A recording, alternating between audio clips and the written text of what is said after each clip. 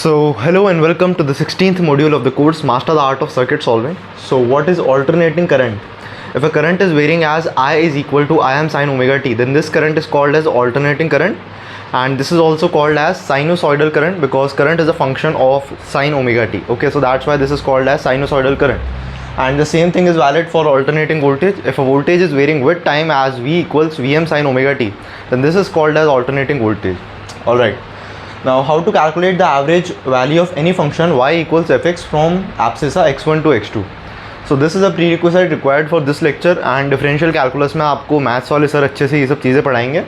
But फिलहाल अगर आपको नहीं भी पता हो तो मैं बता देता हूँ कि किसी भी function y equals F x का एवरेज अगर अपने को x1 से x2 तक निकालना है तो कैसे निकालेंगे यार. So average of F X from x1 to x2 equals integration of F X D X from x1 to x2 divided by integration of dx from x1 to x2. So this is the way of calculating the average of any function from x1 to x2. Now since this is a function of x, तो अपन ने क्या किया, fx dx किया है. If this were a function of t, then we need to do ft dt. Alright. अब बात करते हैं अपन अगले पार्ट की. So what is the average value of current and voltage in AC? तो ऑल्टरनेटिंग करंट सोर्स अपने पास में है, ऑल्टरनेटिंग वोल्टेज सोर्स अपने पास है, तो उसमें जो करंट है उसकी एवरेज वैल्यू क्या होगी. So let us assume that we have an alternating voltage source as, तो ये सिंबल क्या है, this is a symbol of AC source, और अपने पास जो ऑल्टरनेटिंग वोल्टेज है that is equal to V M sine omega T. Okay, तो V M sine omega T का ग्राफ कैसे बनता है यार, बहुत ही सिंपल सी चीज़ है. देखो ये ग्राफ ऐसा बन जाता है, ठीक है, चलता रहेगा टाइम के साथ. Peak value of the voltage will be we M and the negative peak will be minus of V M. तो ऊपर इस वाली एक्सिस पे क्या है, वोल्टेज है, और इस वाली एक्सिस पे क्या है, टाइम है. ठीक है, दिस इज 0,0. फाइन. अब अपन कुछ फंक्शंस का ऑलरेडी एवरेज निकाल के रख लेते हैं ताकि बाकी पार्ट्स अपने को सॉल्व करने में आसानी हो. सबसे पहले बात करते हैं यार अपन sine of omega T plus phi. तो ये एक साइनोसॉइडल फंक्शन है और इसके साथ अगर अपन करंट ऐड कर दें तो ये क्या बन जाएगा, this is called as sinusoidal current. तो I M sine omega T plus phi का एवरेज मैं कैलकुलेट करना चाहता हूँ वन साइकिल में. अगर ये वोल्टेज सोर्स का फंक्शन है V M sine omega T, इसकी एक साइकिल का मतलब क्या होता है. तो देखो यार, अपन जानते हैं कि टाइम पीरियड जो होता है that is equal to 2 pi by omega. So this is the time taken by the AC source to complete one cycle and omega is the angular frequency. Okay, तो कैपिटल टी की वैल्यू ये है और ये जो कैपिटल टी है वो यहाँ पे आएगा, capital T equals 2 pi upon omega. ठीक है, और ये वाली वैल्यू कितनी होगी, यहाँ पे वैल्यू होगी टाइम की pi by omega which is nothing but capital T by 2. Alright, तो मैं कह रहा हूँ आपसे कि एक कंप्लीट साइकिल में मेरे को इस साइनोसॉइडल करंट का एवरेज चाहिए. तो किसी भी फंक्शन का एवरेज निकालने का तरीका क्या है, integration of F X D X from x1 to x2 divided by integration of D X from x1 to x2. So you will be able to solve any question as long as you know the basics. तो बात करें अगर अपन इसकी, तो देखो क्या करना है अपने को, आई एम ए कॉन्स्टेंट है, डिनोमिनेटर में करना है अपने को सिर्फ और सिर्फ integration of D T from 0 to 2 pi by omega because that's the value of capital T. और ऊपर की तरफ करना पड़ेगा अपने को integration of sine omega T plus phi D T from 0 to 2 pi by omega. और ये कितना आ जाएगा, 0 आ जाएगा बिकॉज अपन क्या जानते हैं कि integration of sine omega T D T is 0 in one cycle that is from 0 to 2 pi by omega. और आप V M sine omega T को भी इंटीग्रेट करोगे तो ये एरिया पॉजिटिव आएगा और ये एरिया नेगेटिव आएगा, तो नेट एरिया कितना हो जाएगा, 0 हो जाएगा. तो ये सब चीज़ें अपन पढ़ते हैं इंटीग्रल कैलकुलस में. It is very basic, exceptionally basic चीज़ें हैं लेकिन करनी ज़रूरी है अपने को अगर वो सब चीज़ें करनी है तो sine omega T plus phi, sine omega T minus phi, cos omega T plus phi, cos omega T minus phi, सबका एवरेज एक कंप्लीट साइकिल में होगा 0. What will be the average value of sine square omega T in one cycle. इसकी average value निकालनी है तो कैसे निकालेंगे, integration of sine square omega T D T from 0 to 2 pi by omega and this should be divided by integration of dt from 0 to 2 pi by omega. तो sine square omega T जो है that can be written as 1 minus cos 2 omega T. इसको ऐसा लिख सकते हैं divided by 2 और इसका इंटीग्रेशन आप डायरेक्ट ही कर लीजिए तो this should become 2 pi by omega. ठीक है, बस इतना है. तो इसको इंटीग्रेट करना है अपने को ऊपर वाले नंबर को from 0 to 2 pi by omega, और यहाँ पे था एक dt, तो 1 का इंटीग्रेशन कितना हो चुका है with respect to time, t हो चुका है। तो एक नंबर तो आएगा 2 पाई बाय ओमेगा, और उस 2 पाई बाय ओमेगा से ये वाला 2 पाई बाय ओमेगा कैंसिल हो जाएगा, और cos 2 ओमेगा t dt का इंटीग्रेशन एक साइकिल में कितना होता है, 0 होता है। तो अपन कह सकते हैं कि इसकी वैल्यू कितनी आ जाएगी पूरे इंटीग्रल की, this integral is equal to 1/2। Same चीज़ वैलिड है किसके लिए, cos स्क्वायर ओमेगा टी के लिए। तो cos स्क्वायर ओमेगा टी का भी एवरेज एक साइकिल में कितना होने वाला है, हाफ होने वाला है, ठीक है। तो ये चीज़ें कुछ अपन ने निकाल ली। अब बात करते हैं अपन, क्या बात कर रहे थे अपन, what is the average value of current and voltage in AC. तो अगर कंप्लीट साइकिल की बात करें, then the average value of current and voltage in one cycle of AC will be 0। इसीलिए ऑल्टरनेटिंग करंट सोर्स के case में अपन क्या करते हैं, जब अपने को एवरेज वैल्यू निकालनी होती है करंट की, तो अपन क्या करते हैं, that is equal to I M sine omega T plus phi. मान लो ये अपना ऑल्टरनेटिंग करंट है, इसको अपन को सिर्फ 0 से t/2 तक एवरेज करना है, okay. So this is defined as the average value of AC current. तो I M sine omega T plus five है, 0 से t/2 तक एवरेज लेंगे, तो सीधी सी बात है यार, ऊपर तो बच चुका है अपने पास कितना, आई एम। सो ऊपर है आई एम और नीचे बचेगा कैपिटल t/2, और एक है integration from 0 to capital t/2 sine of omega T plus phi dt। तो आधे साइकिल में इसका एवरेज कितना होने वाला है, इस 2 को भेज देते न्यूमिनेटर में और इसको इंटीग्रेट करना है, तो ये किसको डिफरेंशिएट करने से आएगा, minus cos omega T plus five divided by omega. I am को एज इट इज़ अपन ने यहाँ पे रहने दिया है, ठीक है। और capital t/2 is nothing but pi by omega, so this should become omega divided by pi, और इसको इंटीग्रेट करेंगे तो नीचे एक ओमेगा आएगा, और किसको डिफरेंशिएट करने से आता है, sine of omega T plus five, अपन ने बोला था minus of cos omega T plus five, okay, and integrating it from 0 to pi by omega. तो ऐसा करने पे क्या होगा, ठीक है। So omega to omega cancel होगा and this will become I M upon pi, और ऊपर वाला जो नंबर है दैट शुड, पहले 0 को डाल देते, नेगेटिव साइन एडजस्ट हो जाएगा, so it is 1 minus T को डालेंगे पाई by omega, so cos of pi plus something, okay. So cos of pi plus something, तो उस वाले क्वाड्रेंट में कॉस क्या होगा, नेगेटिव होगा, so that should become plus cos of phi. Now इस केस में अपन को लेना है फाई को 0, तो if phi is 0 then the average value of current will be what, 2 I M upon pi. तो फाई 0 का मतलब क्या हो चुका है, अगर अपना ऑल्टरनेटिंग करंट है I M sine omega T, then the average value of current in half cycle is going to be 2 I M upon pi. और सिमिलरली अपन कह सकते हैं अगर अपना ऑल्टरनेटिंग वोल्टेज सोर्स है V M sine omega T, तो average of this voltage from 0 to pi by omega, that's the half cycle, कितना होगा ये 2 वी एम अपॉन पाई। तो ये कुछ बेसिक स्टफ है, आपको याद रखना है। इसकी वैल्यू अप्रॉक्सीमेटली कितनी होती है, छोड़ो जो भी वैल्यू होती है, न्यूमेरिकल वैल्यू से अपने को मतलब नहीं कुछ खास। तो ये सब अपन ने देखा, what is the average value of current and voltage in AC देख चुके अपन। What are RMS values of current and voltages, तो आरएमएस का मतलब होता है रूट मीन स्क्वायर। तो रूट लगा देते हैं, देखो सबसे पहले यही तरीका है इसको समझने का, रूट एंड मीन स्क्वायर। तो मीन का मतलब क्या होता है, average. So we need to average the square, किसका स्क्वायर, फॉर एग्जांपल अपने पास करंट का फंक्शन वापस से है I M sine omega T, ठीक है। तो जो स्क्वायर है, करंट का जो स्क्वायर है उसको एवरेज करना है, this is called as the root mean square current, okay. So this is the equivalent DC current, इसको इक्विवेलेंट डीसी करंट भी बोलते हैं। इसका स्क्वायर करेंगे तो आई एम स्क्वायर का रूट कितना हो चुका है, आई एम हो चुका है, और साइन स्क्वायर ओमेगा टी का एवरेज एक साइकिल में, तो एक साइकिल की बात हो रही है, तो एक साइकिल में साइन स्क्वायर ओमेगा टी का जो एवरेज है कितना आ रहा था, हाफ आ रहा था। तो this is equal to square root of 1/2, तो this becomes I M divided by root 2, okay. ये तो आ चुका है root mean square value of the current which is the equivalent DC current. Alright, now what is form factor, तो form factor क्या होता है, it is the RMS value divided by the average value. तो RMS value for example अपन voltage के लिए करते हैं ये काम, तो भी फॉर्म, तो वोल्टेज और करंट दोनों का फॉर्म फैक्टर सेम आने वाला है यहाँ पे। तो आरएमएस की वैल्यू कितनी है वोल्टेज की, वी एम अपॉन रूट 2, और एवरेज वैल्यू कितनी है 2 वी एम बाय पाई। तो वी एम से वी एम कैंसिल करेंगे तो this number should become pi by 2 root 2, which is approximately equal to 1.11 I think.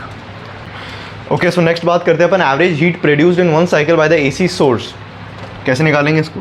So average of the heat produced, very simple. तो average of I square कितना आया था? आई M square by 2 आया था. So this becomes I M square by 2 times capital R, and this is nothing but this is IRMS square into R. Okay, so we can say that the average heat produced in one cycle by the AC source is equal to the average heat produced by the equivalent DC source with I equals IRMS. So this is a very important statement. Now let's do some easy stuff. Find the average and RMS values of 6 ampere plus 8 ampere sin omega t plus phi. तो sinusoidal current को एक DC current source के साथ में जोड़ दिया गया है. तो DC प्लस AC दोनों करंट्स को ऐड करने पे जो नेट इक्विवेलेंट करंट आ रहा है that is 6 amperes plus 8 ampere sign omega T plus 5, और इसका RMS और एवरेज वैल्यू अपने को निकालना है. तो किसी भी फंक्शन का एवरेज कैसे निकालते हैं पता है आपको? तो 6 एम्पियर्स का एवरेज जो है हरदम 6 एम्पियर्स ही रहने वाला है. सो 6, और इसका एवरेज आप करेंगे तो average of sine omega T plus 5 in one cycle कितना होगा? दिस इज़ 0 एक साइकिल में. तो average value of the current is 6 amperes, that's it. और अपने से पूछा जाए what is the RMS value of current, तो करंट की RMS वैल्यू चाहिए. तो करंट की RMS वैल्यू कैसे निकालेंगे? स्क्वायर रूट के अंदर क्या करना है अपने को? स्क्वायर का एवरेज करना है. तो ये जो पूरा ब्रैकेट है इसका कर दो स्क्वायर, मतलब 6 amperes plus 8 ampere sign omega T plus 5 का होल स्क्वायर करोगे तो आएगा 36 plus 64 times average of sine square omega T plus 5. तो average of sine square omega T plus 5 in one cycle is half. ठीक है, that is half. तो कितना हो चुका है? 36 प्लस 64 बाई 2, 36 प्लस 32. ठीक है, तो कितना हो चुका है ये? 68. तो इसकी वैल्यू आ जाएगी रूट 68. क्यों? क्योंकि average of sine omega T plus 5 in one cycle is again 0. तो वो थर्ड टर्म आएगी 2 into 6 into 8 times sine of omega T plus 5 का average which is 0 in one cycle. बात करते हैं नेक्स्ट क्वेश्चन की. तो अपने पास में एक और करंट है. तो ये 2 AC करंट्स का एडिशन है. पहला करंट तो है 5 cos ओमेगा टी और दूसरा है 12 sin omega T. Obviously this current is in amperes. अब सेम काम करना है अपने को यार यहाँ पे. इसकी अगर पहले एवरेज वैल्यू की बात करें तो एवरेज वैल्यू इसकी 0 हो जाएगी, और अगर इसकी RMS वैल्यू की बात करेंगे तो that is going to be 144/2 plus 25/2 plus 0, क्योंकि साइन 2 ओमेगा टी का एवरेज एक साइकिल में कितना हो जाएगा? 0, क्योंकि थर्ड टर्म में इनका जब आप प्रोडक्ट करोगे तो sine omega T into cos omega T, इसको 2 से मल्टीप्लाई डिवाइड करोगे तो न्यूमरेटर में बन जाएगा साइन ऑफ 2 ओमेगा टी. उसका भी एवरेज एक साइकिल में 0 होता है. फिर बात करते हैं अगले क्वेश्चन की. तो यहाँ पे वोल्टेज वर्सेस टाइम ग्राफ दिया है अपने को, और बोला जा रहा है again you need to find the average and RMS value of the voltage. तो एवरेज वैल्यू कैसे निकालेंगे? फॉर एग्जांपल अपने को 0 से लेके 4 तक इसका एवरेज निकालना है. So this is not a sinusoidal voltage. तो उसका एवरेज कैसे निकालेंगे? तो सिंपली अपने को VDT का इंटीग्रेशन करना है पहले तो 0 से 4 तक, विच is nothing but the area of these 2 rectangles. तो 6 3 हो चुका है 18 एंड 1 इंटू 2 दैट इज़ 2. नीचे वाला ग्राफ नेगेटिव है तो ये एरिया नेगेटिव आएगा इंटीग्रल में. इसको डिवाइड करना है 4 से तो दैट इज़ 4. तो 4 volts is the average value of voltage. AC source तो है ये बट साइनोसॉइडल AC सोर्स नहीं है. ओके, तो बात करते हैं VRMS की. तो VRMS में क्या होगा? 0 से 3 तक इसका जो स्क्वायर है वोल्टेज का स्क्वायर वो भी 6 स्क्वायर ही रहेगा, और 3 से 4 तक वोल्टेज का स्क्वायर कितना रहेगा? -2 का whole square that will be +4. तो अपन कह सकते हैं 36 times 3 which is 108 and 1 times 4 that is 4. तो 108 प्लस 4 इज़ 112. इसको 4 से डिवाइड करेंगे तो आएगा 28, और फिर एक स्क्वायर रूट लगा देंगे तो 28 volts will be the root mean square value of the voltage in this case, in this AC source. बात करते हैं अगले एग्जांपल की. ये भी बहुत सिंपल है. तो यहाँ पे भी वापस V एवरेज और VRMS निकालना है. तो एवरेज वैल्यू ऑफ करंट कैसे निकालेंगे अपन? फॉर एग्जांपल अपने को 0 से 2 तक में निकालना है. तो यार बहुत सिंपल सी चीज़ है. यहाँ से यहाँ तक का एरिया निकालना है आपको. तो that is half into 4 into 10 का और आधा कर दीजिए आप, तो आधे ट्राइंगल का एरिया आ जाएगा. इसको डिवाइड कर देंगे 2 से तो ये तो आ चुकी है एवरेज वैल्यू ऑफ वोल्टेज. अब बात करते हैं RMS वैल्यू ऑफ वोल्टेज की. तो इसमें कुछ नया है. क्या है नया इसमें? कि 0 से लेके यहाँ तक की जो लाइन है इस लाइन की आप इक्वेशन निकालिए. So voltage as a function of time निकालेंगे. इसका स्लोप कितना आ जाएगा? 5 आ जाएगा, दैट इज़ 10/2. तो वोल्टेज कितना आ चुका है? 5t आ चुका है. तो क्या करना है आपको? v² का इंटीग्रेशन करना है फ्रॉम 0 to 2, है ना. और इसको डिवाइड करेंगे अपन integration of dt from 0 to 2, और इस पूरे की पावर कितनी करनी पड़ेगी फिर? Half. That is nothing but the root mean square value of the voltage, in this case from 0 to 2 seconds. तो बात करते हैं एक बहुत ही सिंपल प्रॉब्लम की। तो यहाँ पे एक साइनोसॉइडल करंट अपने को गिवन है, I is equal to 5 sine of 300t minus π/4। Peak value of the current is 5 amperes, RMS value of current is 5/√2 amperes and frequency of the AC, तो frequency कितना होता है, frequency is omega upon 2π। Omega is the angle of frequency which is given as 300 to Hz, so 300 divided by 2, 300 upon 2π times Hertz, so this is the frequency of the AC source and the average current कैसे निकालेंगे, average current एक cycle में हो जाएगा 0, क्योंकि अपन पढ़ चुके हैं कि I am sin omega t plus phi का एवरेज एक साइकिल में होता है 0। तो बात करते हैं फेजर्स की। What are phasors? Phasors are vector quantities that are used to describe the physical quantities associated with these vectors.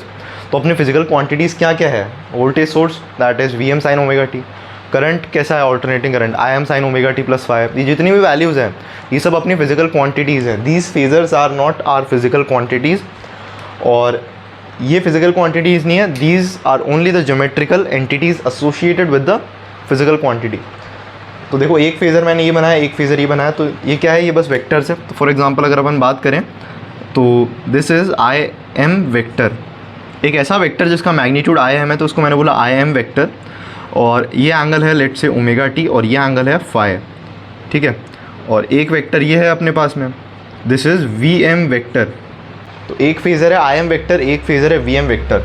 तो V is equal to VM sine of omega t plus phi. तो इस vector का जो vertical component होगा that is going to represent this sinusoidal voltage, और similar चीज़ valid होगी current के लिए। ओके, तो बहुत ही एलिमेंट्री लेक्चर था ये। तो अगले सेक्शन में अपन बात करेंगे about the method of complex admittance and impedance, purely resistive, purely capacitive and purely inductive circuits. Okay, so let's go. So we have an alternating voltage source V बराबर Vm sin omega t, और एक resistor है जिसका resistance capital R है, and this circuit is called as purely resistive circuit. Okay, और अपने से बोला जा रहा है find the average power delivered by the AC source in one cycle of the AC to this resistor. तो average power निकालने से पहले अपने को इंस्टेंटेनियस पावर निकालना पड़ेगा, which is the instantaneous rate of doing work. Okay, तो instantaneous power निकालने के लिए अपने को वोल्टेज और करंट का फंक्शन चाहिए अक्रॉस दिस रेजिस्टर। तो कैसे करेंगे यार अपन ये काम, देखो सबसे पहले बात करें तो वोल्टेज सोर्स है V बराबर Vm sin ओमेगा t। अब Kirchhoff's law and Ohm's law हरदम वैलिड है, तो अपन कह सकते हैं V is equal to IR, so we can say that Vm sin omega t is equal to Im sin omega t times capital R. Now this value Im sin omega t is the assumed value. अपन ने बोला let's say the current through the resistor is Im sin omega t, and from Ohm's law we can say that V is equal to IR. तो ये instantaneous values हैं। अब यहाँ से sin omega t को आप कैंसिल करेंगे तो Vm is equal to Im times capital R. So this is the first equation. So we are having the peak value of voltage across this resistor. बात करते हैं पावर की, तो power कितना होगा, देखो power is equal to the product of V and I। तो V कितना है, V is Vm sin omega t, and I कितना है, I is Im sin omega t। Okay, अब Im की वैल्यू आप यहाँ से यहाँ रख दीजिए, तो अपने को इंस्टेंटेनियस पावर मिल जाएगा which is going to be Vm square upon capital R sine square omega t। और अपन जानते हैं कि एक साइकिल में साइन स्क्वायर ओमेगा t और कॉस स्क्वायर ओमेगा t का एवरेज कितना होता है, हाफ होता है। So this should become Vm square by 2R। तो ये तो हो चुका है पहला case solve. So in the case of purely resistive circuit the average power delivered by the AC source to the resistor is nothing but Vm square by 2R in one cycle of the AC which is from 0 to 2π by omega. तो अब अगर आपको बात करनी है phase difference की, तो देखो करंट का फेज क्या है, करंट का फेज है ओमेगा t, और वोल्टेज का फेज भी है ओमेगा t। तो दोनों में फेज डिफरेंस कितना हो चुका है, 0 हो चुका है। So we can say that the current through the resistor is in phase with the voltage across the resistor. तो ये पहला सर्किट सॉल्व हो चुका है। आप चाहें तो एक ग्राफ बना सकते हैं, उस पर दो फंक्शंस दिखा सकते हैं, पहला तो वोल्टेज और दूसरा करंट। तो वोल्टेज कितना है, Vm sin omega t, sine omega t का ग्राफ अपने को आता है, and the same thing is valid for the current which is also Im sin omega t। और करंट की पीक वैल्यू कितनी है, Vm upon R, average power delivered अपन कैलकुलेट कर चुके हैं। अब बात करते हैं अपन प्योरली कैपेसिटिव सर्किट की। तो प्योरली कैपेसिटिव सर्किट में भी अपने पास सिर्फ और सिर्फ एक कैपेसिटर कनेक्टेड है in series with the alternating voltage source. Capacitor का कैपेसिटेंस कितना है, C है, voltage source remains the same which is V बराबर Vm sin ओमेगा t। तो Kirchhoff's law and Ohm's law हरदम वैलिड है। तो सबसे पहले अपन देखते हैं यार, from electrostatics chapter we have Q बराबर CV। So charge on one plate of the capacitor is C V, दूसरी प्लेट पे कितना चार्ज होगा minus Q, which is equal to minus C V. तो क्यू अगर अपन निकालें तो कैपेसिटेंस कितना है सी है, और वोल्टेज अक्रॉस दिस कैपेसिटर कितना है V M sine omega T है। So this is from Kirchhoff's law. Okay, so the value of instantaneous charge on one plate of the capacitor is CVm sin omega t. Now we need to find the current through the capacitor, which is going to be dq by dt, and this is going to be what CVm omega cos omega t. Chain rule लगा दिया है। अब देखो अपने को देखना है phase difference, so we need to find the difference in phase of the current through the capacitor and the voltage across the capacitor, and the phase of the voltage across the capacitor is omega t. अब phase check करने के लिए दोनों functions same होने चाहिए। Voltage तो है sine function और करंट है कोसाइन फंक्शन, तो दोनों को सेम फंक्शन में आपको लेके आना पड़ेगा। तो एक छोटा सा मैनिपुलेशन अपन यहाँ पे करेंगे, and we can write the current through this capacitor as V M upon 1 upon omega C times sine of omega T plus pi by 2। Okay, तो सेकेंड क्वाड्रेंट में साइन होता है positive, so this should become sine of omega T plus pi by 2 which is equal to cos omega T. Okay, so we are having the value of current है ना, तो this is the instantaneous value of current through this capacitor. Now what is this 1 upon omega c, और अपन ने omega c को 1 upon omega c क्यों लिखा है? So 1 upon omega c is defined as xc, which is called as the capacitive reactance.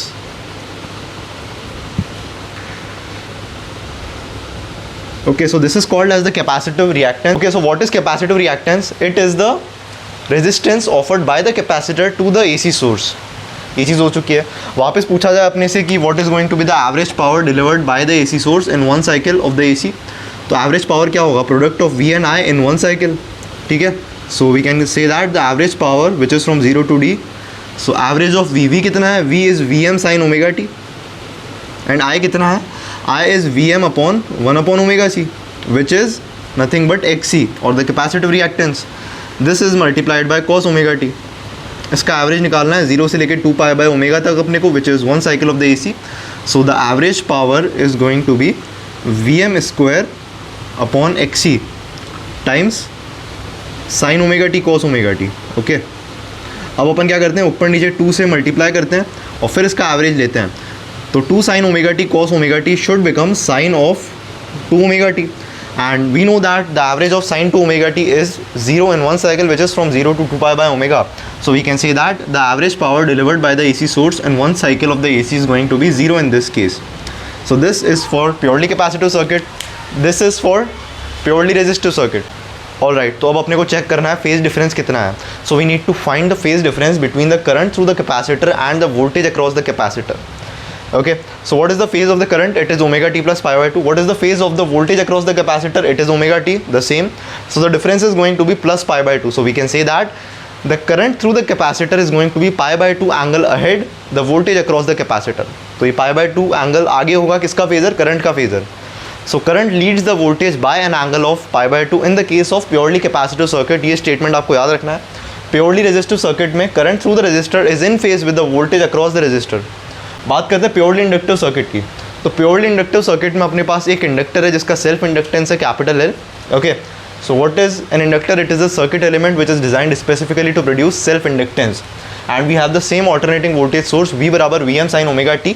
Fine, so let's go ahead and again apply Kirchhoff's law and Ohm's law.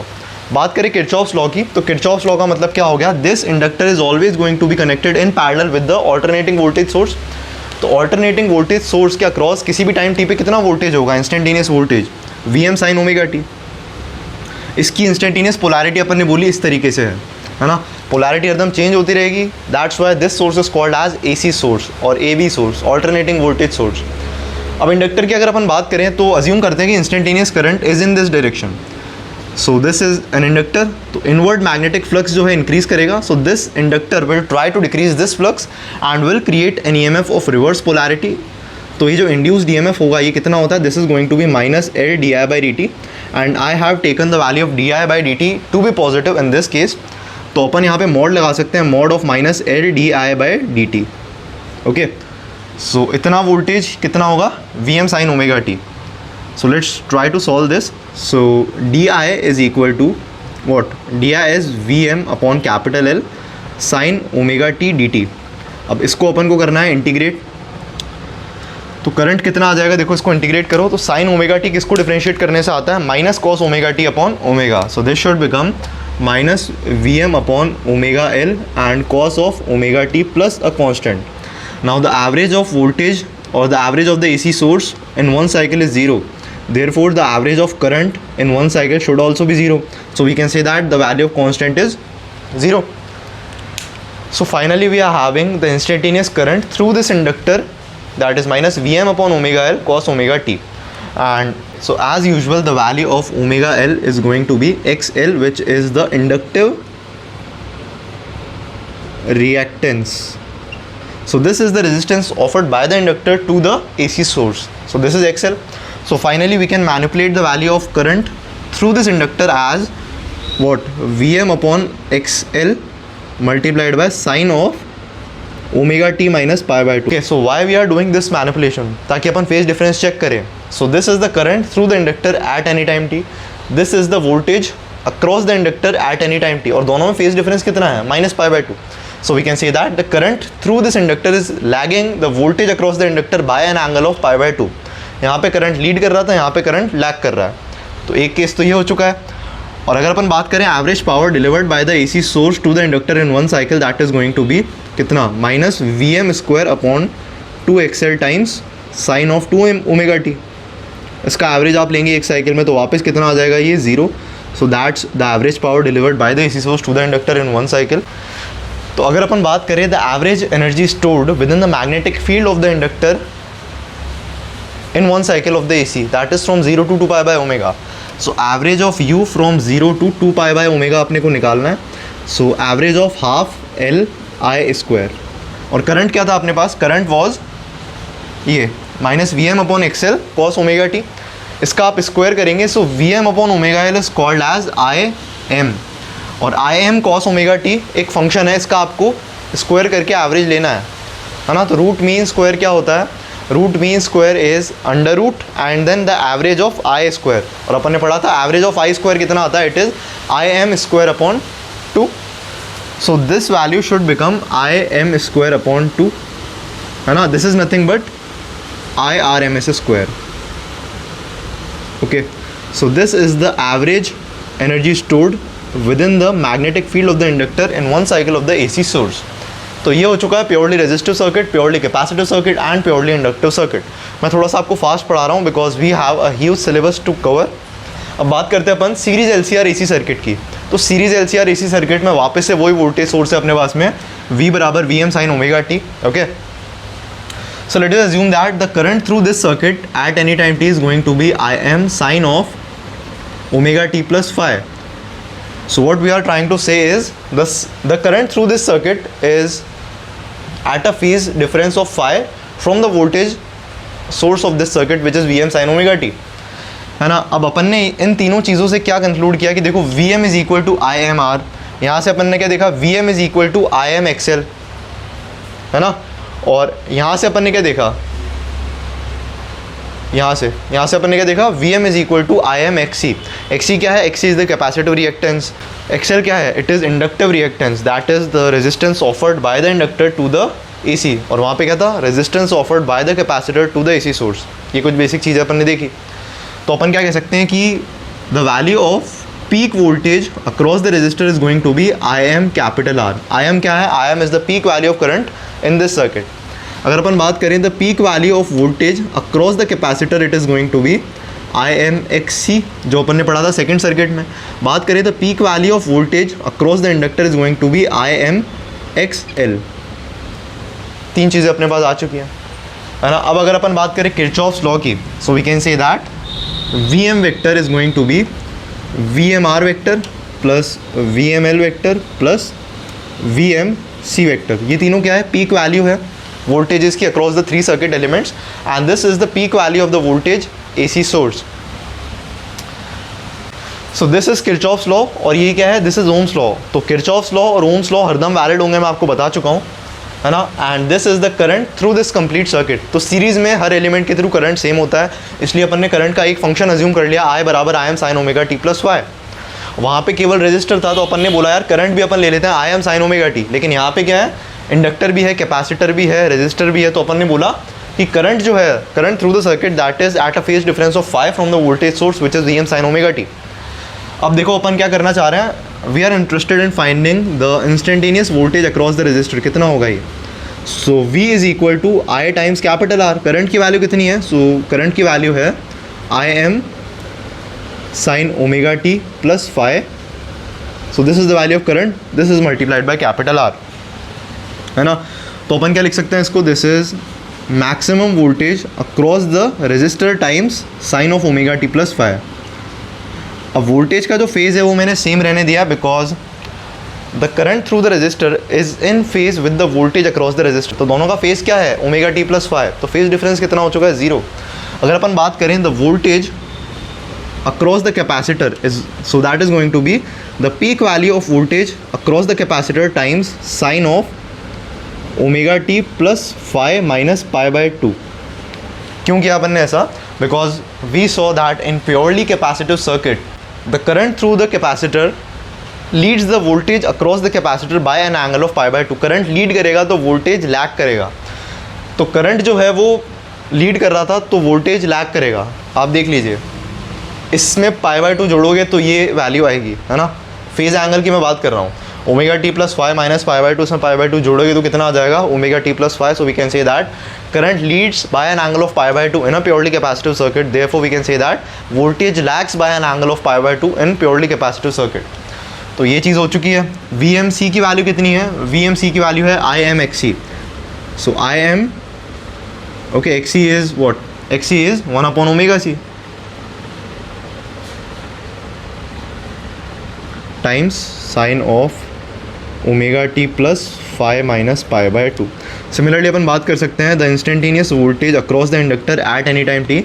So peak value of voltage across the inductor is going to be IM XL। XL कितना होता है? Omega L होता है multiplied by sine of omega T plus phi plus pi by 2।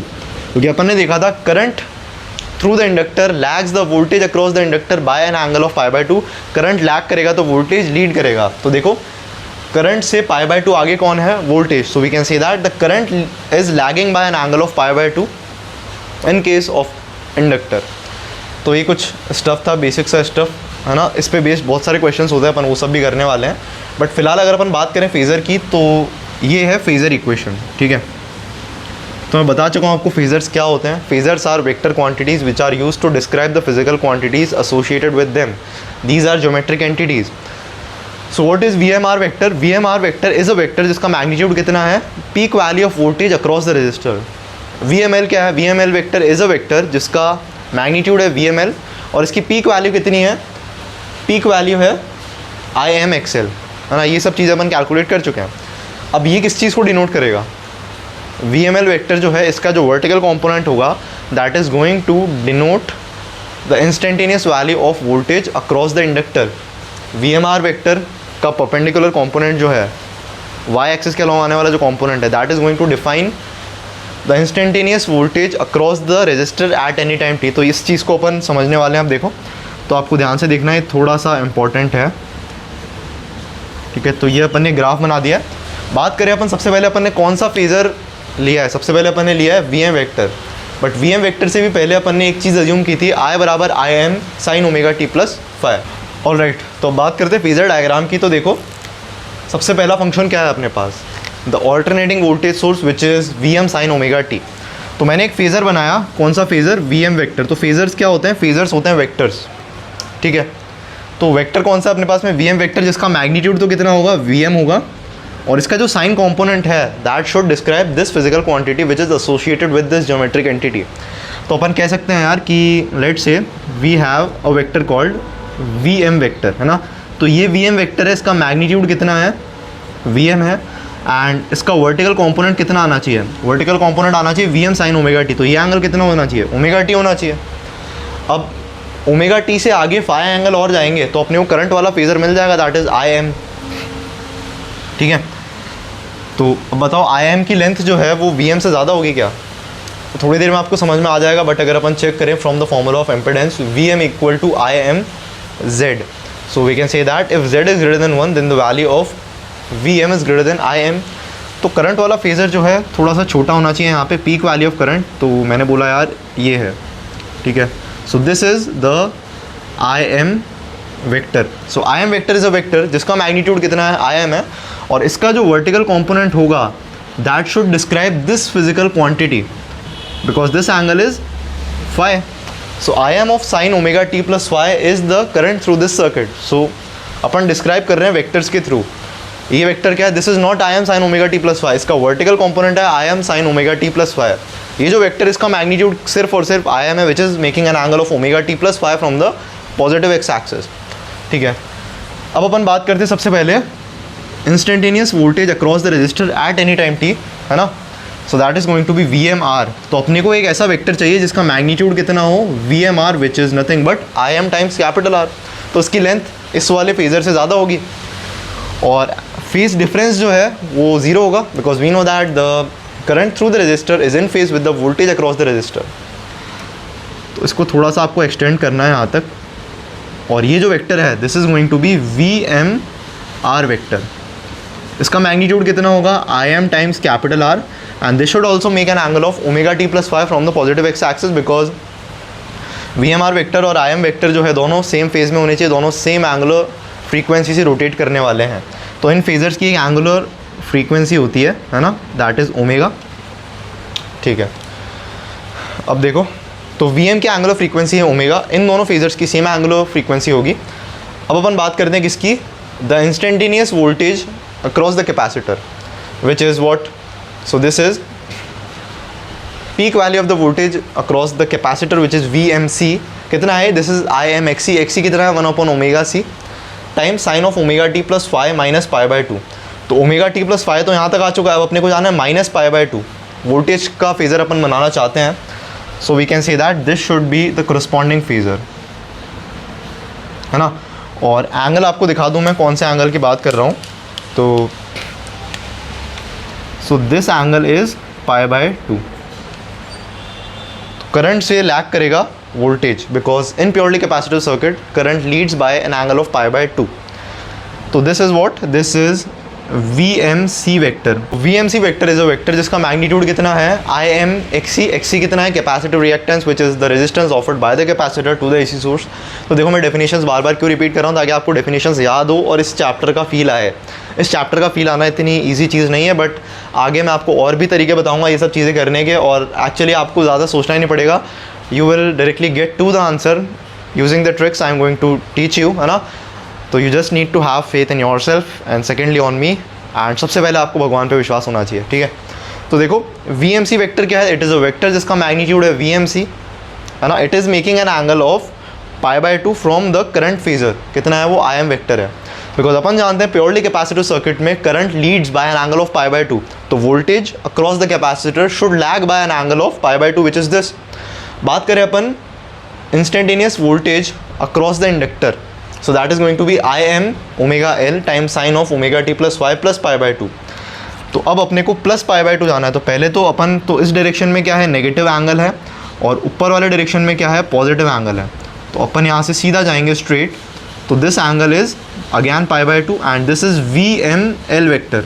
So what is V M L vector, it is a vector जिसका magnitude कितना है I M omega L, and this is making an angle of pi by 2. So in purely inductive circuit we can say that the current through the inductor lags by an angle of pi by 2 by the voltage across the inductor, है ना। तो current जो है वो lag कर रहा है, तो वोल्टेज लीड करना चाहिए, तो वोल्टेज का एंगल अपन ने पाई बाई टू जोड़ दिया है वोल्टेज में। तो करंट का फेज क्या था omega T plus five, voltage पे जाना है तो पाई बाई टू जोड़ेंगे। ओके, तो अब अपन ने फेजर डायग्राम बना लिया है। तो फेजर डायग्राम बनाने के बाद में यार अपने को V M L vector, V M C vector और वी एम आर वेक्टर को ऐड करना है। तीनों ही वेक्टर क्या हैं, म्यूचुअली परपेंडिकुलर है एक्सेप्ट दीज टू, है ना। तो we M vector is V M R vector plus V M L vector plus V M C vector. कैसे सॉल्व करेंगे इसको देखो। तो अपन ने बोला यार एक काम करते हैं अपन, ओके, तो अपन क्या कह सकते हैं, ये दो एंटी पैरेलल वेक्टर्स है, तो मैंने इस वाले वेक्टर को यहाँ से हटाया और इसमें एडजस्ट कर दिया, so this should become V M L vector. तो ये वाला जो वेक्टर है, नाउ दिस इज वेक्टर, क्या है वेक्टर, ये V M C vector minus V M L vector, ठीक है। आप किसी को भी बड़ा ले सकते हैं, आप इसको भी क्रॉस करके उसमें कर सकते हैं एडजस्ट, उससे कोई फ़र्क नहीं पड़ेगा। तो अब अपन देखें तो अपने पास में दो वेक्टर्स है जिनका रिजल्टेंट अपन निकालना चाहते हैं। पहला वेक्टर है वी एम आर वेक्टर और दूसरा वेक्टर क्या है we M C vector minus V M L vector. तो दो वेक्टर जब 90 डिग्री पे होते हैं तो उनका रिजल्टेंट कितना होता है? रिजल्टेंट वेक्टर का मैग्नीट्यूड कितना होगा? Root of A square plus B square, where A and B are the magnitudes of the corresponding vectors. और एंगल की अगर अपन बात करें तो देखो, अगर आप इसको जोड़ना चाहते हो तो ये वी एम आर वेक्टर है। अब वेक्टर की क्या खास बात होती है कि ये जो वेक्टर आपको दिख रहा है इस डायरेक्शन में, क्या है ये vector? V M C vector minus V M L vector. तो इसको आप यहाँ ड्रॉ कर सकते हैं। ओके, तो ये ब्लैक वाला वेक्टर क्या है? This black vector is nothing but V M C vector minus V M L vector. ये वेक्टर आ चुका है, तो अपने पास में एक वेक्टर ट्राइंगल बन चुका है। ठीक है, आप ध्यान से देखें तो ये वाला वेक्टर तो है वी एम आर वेक्टर और ये वाला वेक्टर है we M C vector minus V M L vector and this angle is phi. All right, तो अब ये एक ट्राइंगल अपने पास बन चुका है। तो अपन क्या कह सकते हैं? We can say that V M square is equal to what? It is going to be we M R square plus V M C minus V M L का होल स्क्वायर। ठीक है, now V M R can be written as I M capital are.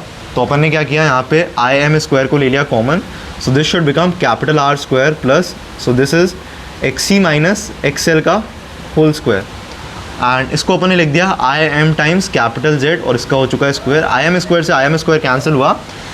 So what is this Z? This Z is called the effective resistance of all the three circuit elements, which is defined as the impedance of the alternating circuit. तो इस circuit का जो impedance है that is capital Z। तो अपन से बोला जाए कि इन तीनों का कंबाइंड रेजिस्टेंस कितना है? So the value is capital R square plus X C minus X L का होल स्क्वायर। तो आप देख सकते हैं अगर यहाँ पे अपन एक्सएल माइनस एक्स सी लिखते तो भी फर्क नहीं पड़ता, बिकॉज स्क्वायर हो रहा है पूरी टर्म का, तो वो नेगेटिव साइन वैसे भी एडजस्ट हो जाता। तो Z की वैल्यू कितनी आ चुकी है अपने पास में? तो Z की वैल्यू आ चुकी है square root of capital R square plus X C minus X L का होल स्क्वायर। ये चीज़ आप लिख सकते हैं। अब अपने को लिखना है फाई। तो फाई कौन सा एंगल है? This angle is phi. अब अगर अपन बात करें इम्पेडेंस ट्राइंगल की, तो ये जो ट्राइंगल आपको दिख रहा है ये होता है इम्पेडेंस ट्राइंगल और यहाँ से tan फाई की वैल्यू आप रीड करेंगे, so that is going to be perpendicular upon base. तो tan फाई कितना हो चुका है? We M C minus V M L, so V M C minus V M L divided by base which is Vm capital R. This is equal to tan phi. अब VMC, VML और VMR की value आप यहाँ से रखेंगे, so we will be left with the value of tan phi which is XC minus XL upon R. और एक term और आती है यहाँ पे power factor which is cos phi R by Z। तो cos phi निकालेंगे आप इस ट्राइंगल में तो कितना आ जाएगा? Base upon hypotenuse that is capital R by Z। ठीक है, अब ये मैं आपको कैसे कह सकता हूँ कि इन दोनों का रिजल्टेंट फाई एंगल पे आएगा? क्यों? क्योंकि इन दोनों का रिजल्टेंट कितना होना चाहिए? वी एम वेक्टर होना चाहिए। वी एम वेक्टर ही तो होगा इन दोनों का रिजल्टेंट। दैट्स व्हाई अपन ने बोला ये एंगल फाई है और tan फाई की वैल्यूज़ अपन डायरेक्टली रीड कर सकते हैं इस ट्राइंगल से, क्योंकि इन दोनों का रिजल्टेंट वी एम वेक्टर है, या फिर आप डायरेक्टली कह सकते हैं from Kirchhoff's law V M R vector, V M L vector and V M C vector तीनों का रिजल्टेंट क्या होना चाहिए? वी एम वेक्टर होना चाहिए। अपन पावर फैक्टर देख चुके हैं, tan फाई देख चुके हैं। पावर फैक्टर कितना होता है? Base upon hypotenuse R by Z। So cos phi equal to R by Z MCQ में पूछ लिया जाता है, जेईई मेंस लेवल 2, 3 या कई बार एडवांस में भी पूछ लिया जाता है ना। तो अगर आपको इसमें बहुत कुछ चीज़ें समझ में नहीं आई हो तो आपको बिल्कुल भी डरने की ज़रूरत नहीं है, क्योंकि आगे मैं आपको ऐसी ट्रिक्स बताऊंगा जिनमें आपको कुछ चेक ही नहीं करना पड़ेगा कि यार कौन π/2 से लीड कर रहा है, कौन π/2 से लैग कर रहा है। जैसे आप यहाँ पे देख सकते हैं कि अगर अपने को इंस्टेंटेनियस वोल्टेज लिखना है अक्रॉस द कैपेसिटर, तो आपको देखना पड़ेगा कि कैपेसिटर जो होगा उसमें वोल्टेज π/2 से लैग करता है, तो यहाँ पे अपन ने π/2 माइनस किया है और इंडक्टर में इसका कन्वर्स ट्रू है। तो ये सब चीज़ें देखने के बाद ही अपन ये फंक्शंस लिख सकते हैं। बट अपन ऐसी ट्रिक्स सीखने वाले हैं जिनमें बिना ज़्यादा कुछ सोचे अपन सब कर लेंगे, और इससे ज़्यादा इंट्यूटिव है वो तरीका और इससे ज़्यादा अनकन्वेंशनल है। This is a conventional way, सब लोग ये पढ़ाते हैं और अपने को तो सब कुछ ऑफिशियली पढ़ाना ही है, इसलिए मैंने आपको ये सब पढ़ा दिया है। इसमें कोई भी डाउट आता है तो आपको इमीडिएटली मुझसे पूछना है। अच्छा, एक चीज़ और, जो सीरीज LCR सर्किट है उसमें average power delivered by the AC source to this circuit element Z कितना होगा इन वन साइकिल? तो पावर कितना होगा? VI का प्रोडक्ट। तो इंस्टेंटेनियस पावर निकालेंगे एवरेज से पहले VI। So V is VM sin omega t and I is IM sin omega t plus phi. मैंने यहाँ पे लिख रखा है, इन दोनों को मल्टीप्लाई करोगे तो कितना आएगा? VM IM sin omega t multiplied by sine of omega t plus phi. ऊपर नीचे 2 से मल्टीप्लाई करेंगे, so we will be left with VM IM upon 2 multiplied by 2 times sin omega t times sine of omega t plus phi. So this should become what? Cos of phi minus cos of 2 omega T plus phi, क्योंकि आप इन दोनों angles को जोड़ देंगे, basic trigonometry है. So the average of cos 2 omega t plus y in one cycle is again 0. So the average power delivered by the AC source to the impedance in one cycle is going to be Vm Im divided by 2 multiplied by cos phi. Cos phi को आप डालेंगे r by z. So this should become Vm Im r by 2z. और इसका एक form और है, Vm Im by 2 can be written as what? VRMS IRMS. So this is an important manipulation. √2, तो Vm upon √2 कितना होता है VRMS, Im upon √2 कितना होता है IRMS. So the average power will be VRMS IRMS cos phi. So this is the final formula you need to remember, that the average power delivered by the AC source to the impedance in one cycle of the AC is going to be VRMS IRMS cos phi. बहुत सारी बातें अपने को करनी है, लेकिन अभी अपन एक बेसिक फील ले चुके हैं alternating current and alternating voltages का. सारे डेरिवेशंस आपके सामने हैं, इसमें कोई भी दिक्कत आती है तो आपको इमीडिएटली पूछना है. फेजर्स में क्लैरिटी होनी चाहिए, है ना. तो देखते हैं अपन कुछ और इम्पॉर्टेंट इलस्ट्रेशंस. अब देखो यहाँ पे एक चीज़ और बता देता हूँ मैं आपको. तो ये तो है सीरीज़ LCR सर्किट, ठीक है. सीरीज़ LCR सर्किट है. अगर ये होता है सीरीज़ RC सर्किट, मतलब यहाँ पे L के वैल्यू हो चुकी है 0. तो ये जो फॉर्मूला है इसमें VML को कर देना है 0. तो tan phi की वैल्यू कितनी आ जाएगी? 1/r omega c. Similarly you can do for series LR circuit. तो VMC को 0 करोगे तो कितना आ जाएगा? tan phi is equal to minus omega L upon R. तो फाई कितना आ चुका है? tan inverse of minus omega L upon R या फिर minus of tan inverse omega L upon R. तो ये कुछ चीज़ें हैं जो आप कर सकते हो डायरेक्टली, और इतनी थ्योरी पढ़ने के बाद में आप बेसिकली AC का कोई भी क्वेश्चन सॉल्व कर सकते हो. तो इसमें ज़्यादा कुछ बच नहीं रहा है. अब एक तो बच रहा है resonance, half power frequencies, that's it. Transformer वगैरह अपना EMI का पेंडिंग है, वो अपन को पढ़ना ही है. बट ये तो है ऑफिशियल. अनऑफिशियल चीज़ें अपन बहुत ज़्यादा पढ़ने वाले हैं, जैसे कि कॉम्प्लेक्स फेजर्स. तो अभी तक अपन कॉम्प्लेक्स फेजर्स में नहीं गए, complex impedance and complex admittance. Okay, so let's go and see that.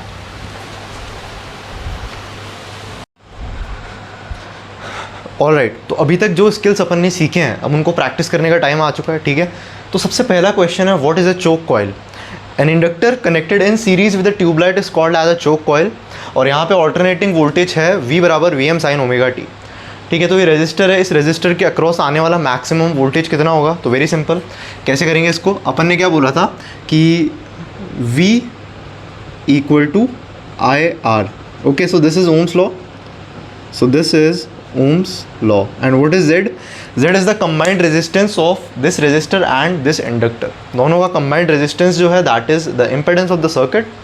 और मैं आपसे कह चुका था कि इस सर्किट में अगर tan phi की वैल्यू अपने को निकालनी है तो वो कितनी होती है? that is XC minus XL upon R. यहाँ पे कोई कैपेसिटर नहीं है तो अपन XC को डायरेक्टली 0 कर सकते हैं. तो XL की वैल्यू कितनी आएगी? Omega L. So minus XL upon R is minus omega L upon R, ठीक है. तो यहाँ से फाई की जो वैल्यू होगी that is going to be negative tan inverse omega L by R, क्योंकि अपन जानते हैं tan inverse of minus x is equal to minus of tan inverse x. तो ये तो आ चुका है फाई, है ना.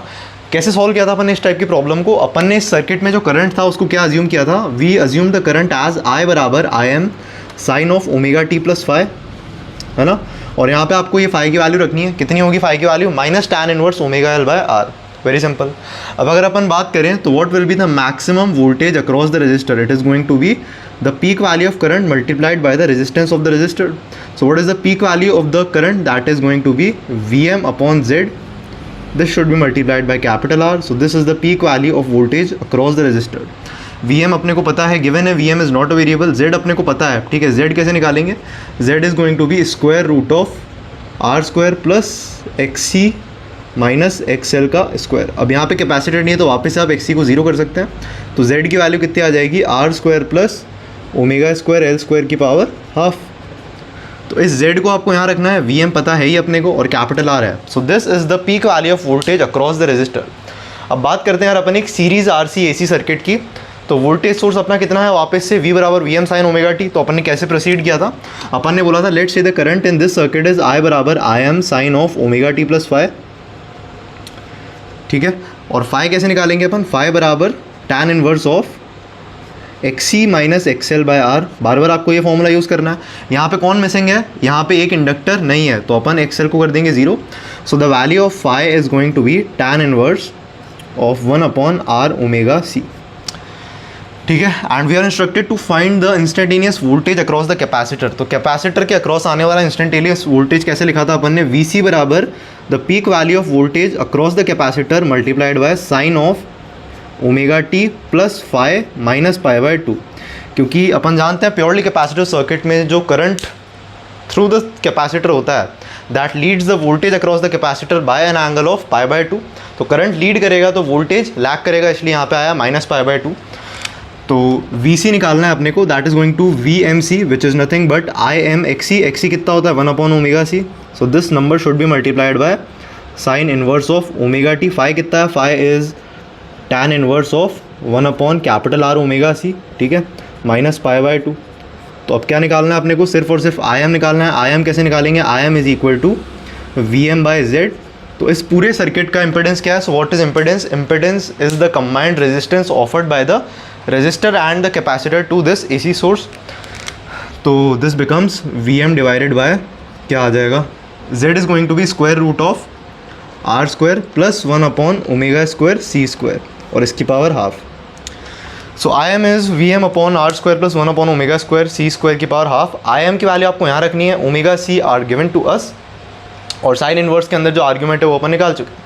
तो ये तो कुछ बेसिक स्किल्स थे जो अभी तक अपन ने सीखे। इस तरह से अपन क्वेश्चंस को सॉल्व कर लेंगे, कोई भी क्वेश्चन हो।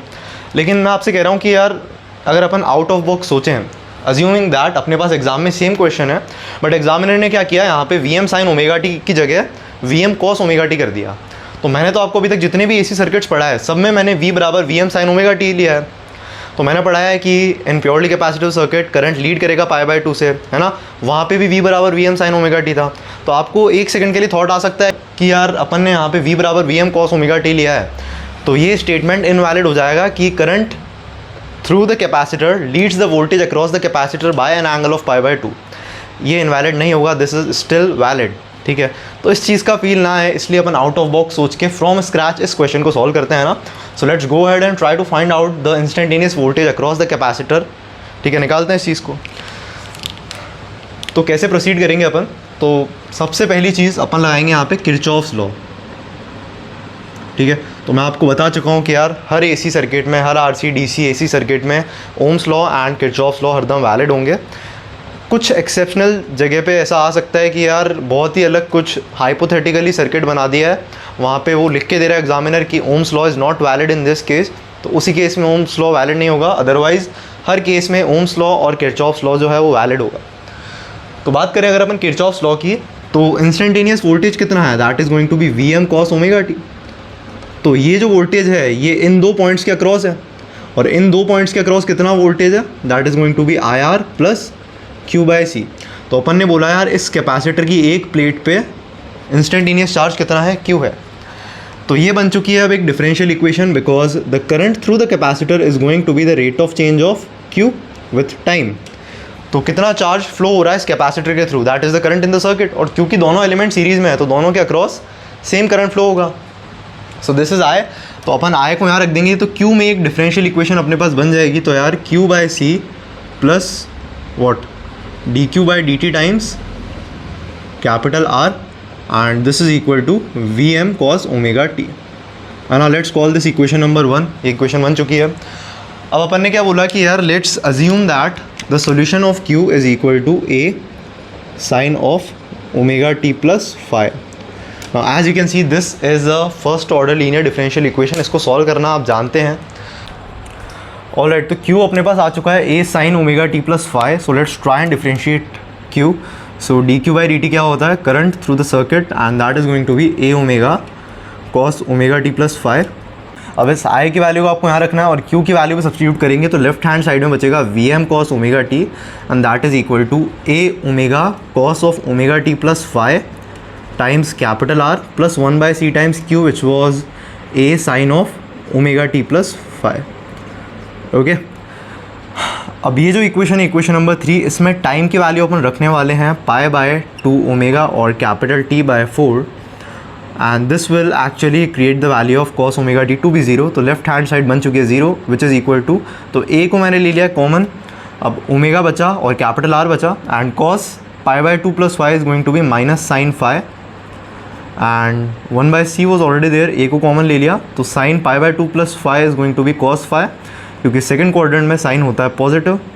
अब यहाँ से आप डायरेक्टली कह सकते हैं the value of tan phi is going to be 1/R omega C.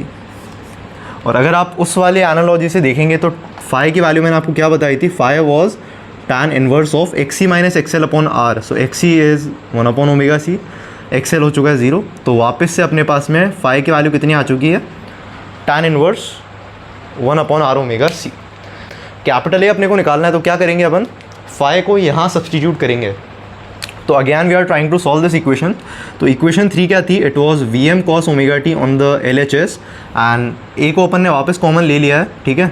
और ब्रैकेट में क्या बच रहा है अपने पास में, ब्रैकेट में we are left with omega capital R times cos of ωt plus phi plus 1/c times sine of ωt plus phi. अब इस तरह के एक्सप्रेशन को सिंप्लीफाई करने का बहुत ही सिंपल सा तरीका अपन पढ़ते हैं 11th क्लास ट्रिग्नोमेट्रिक मैथ्स में। और क्या है वो तरीका, तो अब दोनों तरफ अपन एक नंबर से इसको डिवाइड करने वाले हैं। वो नंबर क्या है, the number is going to be square root of omega square R square plus 1/c²। तो यहाँ से भी उसको डिवाइड कर देते हैं, तो कितना हो चुका है, root of omega square R square plus 1/c², और इधर भी कितना हो चुका है, root of omega square R square plus, okay.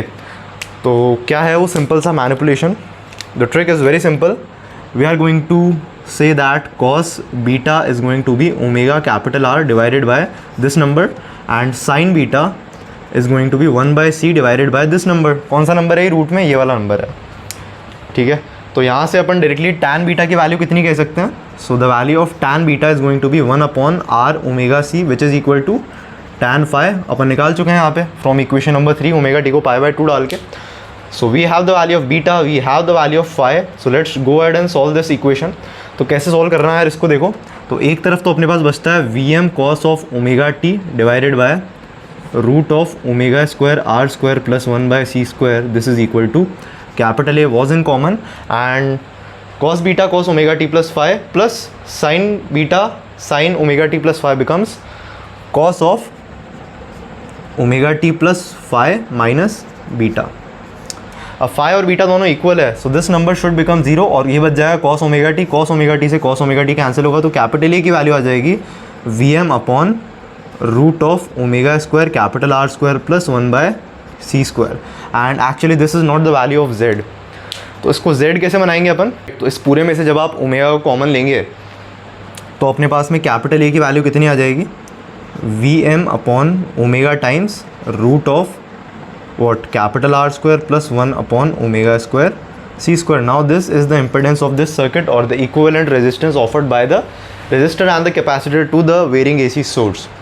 तो कैपिटल ए की वैल्यू आ चुकी है, फाई की वैल्यू आ चुकी है, तो क्यू की वैल्यू भी आ चुकी है। अब क्यू की वैल्यू आ चुकी है तो current through the circuit is going to be nothing but dq/dt जो अपन पहले निकाल चुके हैं। तो A omega cos omega T plus phi, तो ए ओमेगा की वैल्यू कितनी हो चुकी है यहाँ से, this is Im which is equal to Vm upon Z। So Im is the value of A omega which is the peak value of current। तो सारी बातें यहाँ से वैलिड आती है अपने पास में, ठीक है। तो it was a very amazing method to solve such type of questions, ठीक है। पूछा जा रहा है अपने से एग्जाम में, find the instantaneous voltage across this capacitor. तो कैसे निकालेंगे अपन इंस्टेंटेनियस वोल्टेज, तो थ्योरी अपनी हरदम वैलिड रहने वाली है। क्या थी अपनी थ्योरी कि current in a capacitor leads the voltage across the capacitor by an angle of π/2, therefore we can say that the voltage across the capacitor is going to lag, okay। So VCT is going to be VCM multiplied by cos of omega t plus phi and minus π/2। तो phi की value अपने को पता है, VCM की value कितनी होगी, VCM की वैल्यू होगी Im XC, XC is 1/ωc, Im is what, Im is actually A omega which is Vm by Z। Vm पता है, Z पता है, so this is Z but this is not Z। तो काफ़ी simple manipulations थे इसमें, but अपने को एक चीज़ पे स्टिक नहीं रहना चाहिए। जे एडवांस जैसे एग्ज़ाम में अपने को जितने वैरायटी के क्वेश्चंस अपन कर सकते हैं वो करने चाहिए। तो अगर अपने को ये वैरायटी पता है तो ये वैरायटी भी पता होनी चाहिए, है ना। काम दोनों से सेम हो रहा है but I think this method is more good, है ना, but this is more fast. But कुछ क्वेश्चंस ऐसे होंगे जिनमें एक्चुअली ये मेथड फॉलो करेंगे तभी आंसर तक पहुंच सकते हैं, इस मेथड से नहीं पहुंचेंगे बिकॉज यहाँ पे अपन ने जो थ्योरी पढ़ाई थी उसको डायरेक्टली काम में लिया है। और यहाँ पे क्या है, we m cos omega t, अगर अपन वोल्टेज सोर्स को लेते हैं तो जो थ्योरी अपन ने पढ़ी है, अपन एक बार के लिए सोचेंगे यार वहाँ पे तो V M sine omega T लिया था, तो क्या ये चीज़ वैलिड होगी? बिल्कुल होगी। आप स्क्रैच से सोचिए, स्क्रैच से सोचेंगे, किरचॉफ्स लॉ लगाएंगे बिल्कुल इस तरीके से, आई क्यू को अज्यूम कर लेंगे A sine omega T plus Y actually. और इसको ढंग से देखें तो ये तो एक first order linear differential equation है जिसका सोल्यूशन आपको पता होता है अगर आपने डिफरेंशियल कैलकुलस पढ़ा है तो। बहुत सिंपल सी चीज़ है ये actually, it is like ABCD to you, it is very simple thing. But अगर आपको नहीं भी पता है तो आपको इस तरह से अगर प्रोसीड करना है तो आपको हरदम अज्यूम करना है क्यू को A sine omega T plus Y, और फिर प्रोसीड करेंगे आप और कुछ माइन्यूट से मैनिपुलेशंस करेंगे तो वापस से आप सेम आंसर तक पहुंच जाएंगे। So the instantaneous voltage across the capacitor is going to be I M x c cos omega T plus phi minus pi by two. Phi कितना है? tan इनवर्स एक्स सी minus XL upon R, XL को zero डालेंगे तो phi आ जाएगा tan inverse 1 upon R omega C. Okay, तो module 16 का part A जो है वो ख़त्म हो चुका है यहाँ पे। अब बात करेंगे मॉड्यूल 16 के पार्ट बी की। तो ऑल्टरनेटिंग करंट, ऑल्टरनेटिंग वोल्टेज का बेसिक फील अपन ले चुके हैं, चोक कॉइल वगैरह कुछ भी नहीं है, बहुत सिंपल सी चीज़ें हैं ये। रेजोनेंस है और हाफ पावर फ्रीक्वेंसीज़ है, ये तो कुछ छोटे छोटे टॉपिक्स हैं, इनको भी कवर कर ही देंगे 10-12 मिनट में अपन। बट इस सब के अलावा यहाँ तक ऑफिशियल सिलेबस ख़त्म हो चुका है ऑल्टरनेटिंग करंट का, लेकिन इसके अलावा मैं बहुत सारी चीज़ें आपको पढ़ाने वाला हूँ, ठीक है। That is exclusive to JEE advanced and olympiads, so get ready for that alternating current part B. Okay, so तब तक के लिए जय हिंद, नमस्ते।